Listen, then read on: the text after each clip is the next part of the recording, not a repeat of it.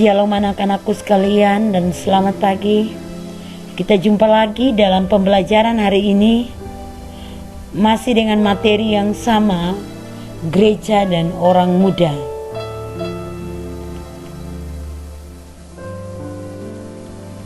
Tetapi sebelumnya mari kita berdoa. Bapa di surga, kami bersyukur dan berterima kasih kepadamu karena Engkau baik dan sangat baik bagi kami. Saat ini kami mau belajar, kami minta hikmat daripadamu. Biar pelajaran hari ini menjadi berkat dalam hidup kami sehari-hari. Amin. Anak-anakku, bahan Alkitab kita terambil dalam 1 Samuel 16 ayat 1 sampai 13, Yohanes 1 ayat 35 sampai 42, dan 1 Timotius 4 ayat 12. Anak-anak sekalian, dalam pelajaran minggu lalu kita sudah belajar bagaimana pandangan orang muda terhadap gereja dan kegiatan-kegiatan yang dilakukan gereja terhadap anak muda. Dan hari ini kita akan melanjutkan pelajaran kita, yaitu tokoh-tokoh orang muda yang dipakai Allah di dalam Alkitab. Anak-anak sekalian, di dalam Alkitab, baik itu dalam perjanjian lama maupun perjanjian baru, terdapat begitu banyak tokoh orang muda yang dipakai oleh Tuhan, yang berperan penting dalam rencana-rencana Allah. Yang pertama, kita lihat dalam perjanjian lama, yaitu Daud. Dalam 1 Samuel 16 ayat 13, dikisahkan bagaimana Samuel diperintahkan Allah untuk memilih seseorang untuk menggantikan Saul, Raja Israel. Pilihan Allah atas Daud sebetulnya aneh, karena Daud adalah anak muda yang digambarkan berwajah kemerah-merahan, matanya indah dan wajahnya tampan. Cara Allah memilih Daud jauh berbeda dengan apa yang menjadi kriteria, namun cara Allah tidak pernah salah. Terbukti dalam 1 Samuel 17 bagaimana Daud mengalahkan Goliat. Anak-anak sekalian, Allah membutuhkan sebab Allah tahu potensi yang ada dalam diri.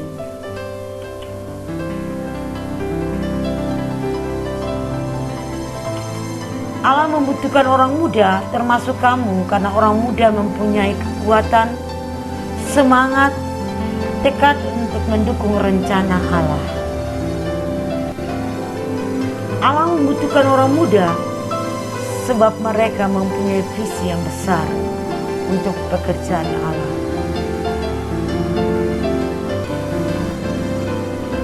Anak-anak sekalian, kita akan melihat dalam perjanjian baru, Tuhan Yesus memanggil Andreas. Apakah ada di antara kamu yang bernama Andreas? Tahukah kamu siapa Andreas itu? Andreas adalah salah seorang murid Yesus yang pertama dijumpainya. Awalnya ia adalah murid Yohanes Pembaptis.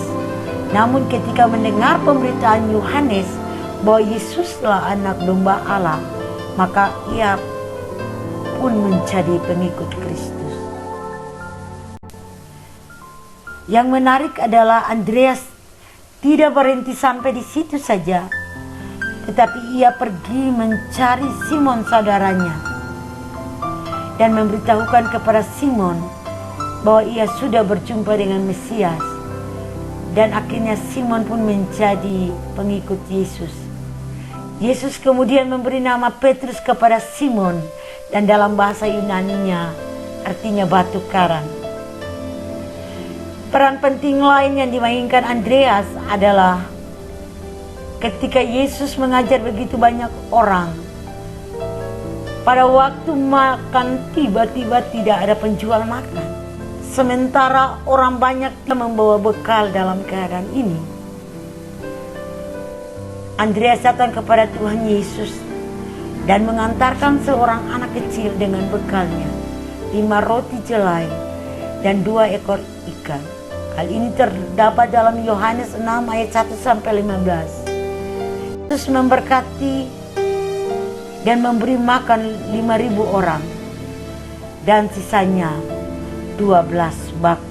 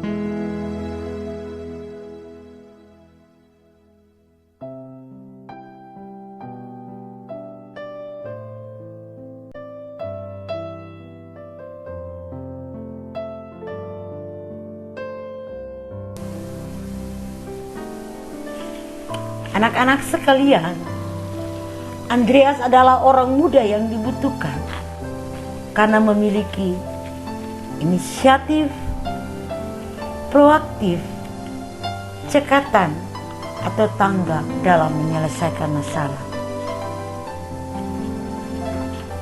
Pindah kepada Paulus dan rekan-rekannya. Anak-anak sekalian, Paulus adalah tokoh penting dalam sejarah gereja. Ia bekerja keras dalam menyebarkan Injil. Dalam menyebarkan Injil, Paulus melakukan banyak sekali perjalanan. Bahkan Paulus melakukan bimbingan bagi jemaat-jemaat di Galatia, Korintus, Efesus, Filipi, Kolose, dan lain-lain. Dan Paulus merumuskan pemikirannya lewat surat-suratnya untuk membimbing jemaat-jemaat tersebut.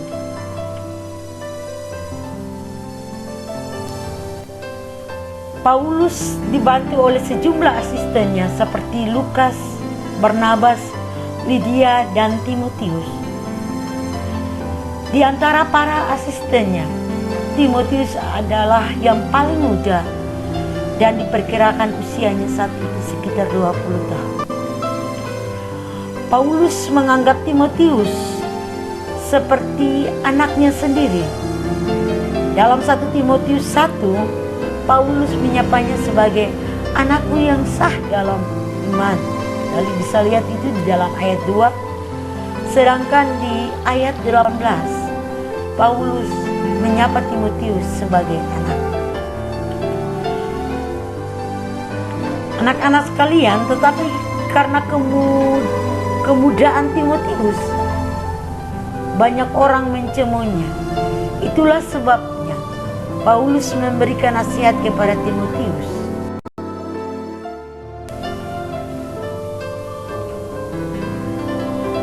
Jangan seorang pun menganggap engkau rendah karena engkau muda. Jadilah teladan bagi orang-orang percaya dalam perkataan, dalam tingkah lakumu, dalam kasihmu, dan dalam kesucian.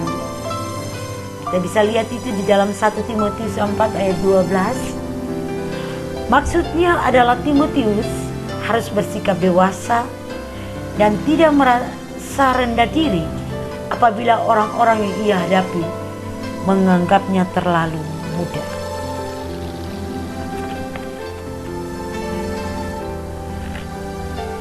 Ia harus belajar untuk menjaga tutur katanya, memberikan teladan buat tingkah lakunya yang dewasa, hidup setia, dan menjaga kesuciannya.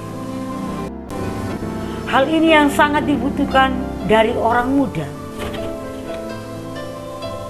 yaitu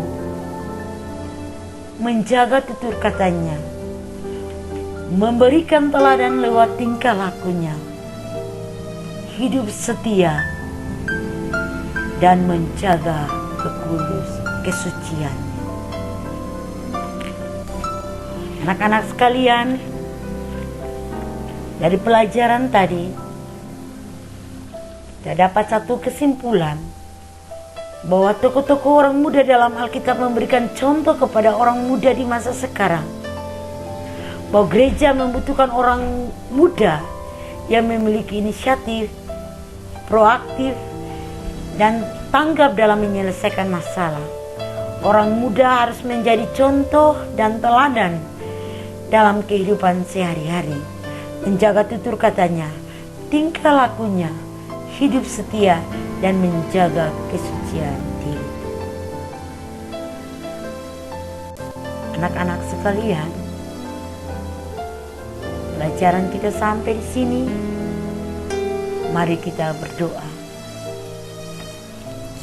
Tuhan Yesus yang baik, terima kasih Tuhan. Kami bersyukur untuk pemeliharaan Tuhan dalam hidup kami. Kami boleh selesai melakukan kegiatan belajar. Biarlah Tuhan senantiasa tolong kami semua dalam hari-hari hidup kami, sehingga kami dapat melakukan apa yang Tuhan mau. Kami menjadi anak-anak muda, memberi dampak banyak orang, menjadi teladan dalam perkataan kami. Terima kasih Tuhan Yesus. Amin. Demikian pelajaran kita hari ini. Kiranya damai sejahtera Allah selalu menyertai kita semua. Shalom dan Tuhan Yesus memberkati.